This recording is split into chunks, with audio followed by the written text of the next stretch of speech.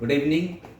मेरे से एक प्रश्न पूछा गया है कि प्रथम विश्व युद्ध और द्वितीय विश्व युद्ध से किस देश को सबसे अधिक लाभ हुआ या किन देशों को लाभ हुआ।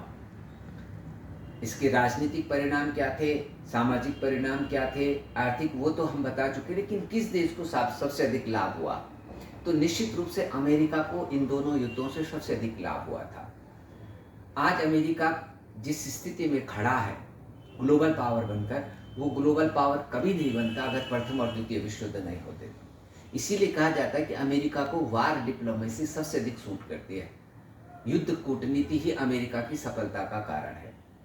प्रथम विश्व युद्ध से पहले के जो फैक्ट मैंने आपसे पहले ही बताए थे कि प्रथम विश्व युद्ध जब शुरू हुआ था उस समय अमेरिका विश्व का सबसे बड़ा कर्जदार देश था, सबसे ज्यादा लोन थे उसके सर पे। लेकिन जब 4 साल में विश्व युद्ध खत्म हुआ, प्रथम विश्व युद्ध, तो अमेरिका सबसे अधिक लेनदार देश बन गया, ठीक है, क्रेडिटर बन गया। क्योंकि विश्व युद्ध में जितने देश लड़े थे यूरोप के, सबने अमेरिका से कर्ज लिया और अमेरिका ने खूब ब्याज में पैसा कमाया। युद्ध में जहाँ देश, यूरोपीय देश युद्ध में उलझे रहे तो उनकी अर्थव्यवस्था ठप रही और सारा माल साजो सामान अमेरिका से आता रहा।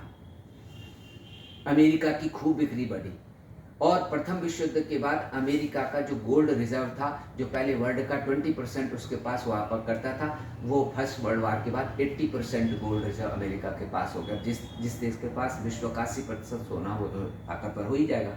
द्वितीय विश्व युद्ध ने भी अमेरिका को खूब फायदा पहुंचाया था। बस कारण वही था कि सारे देश लड़ रहे थे।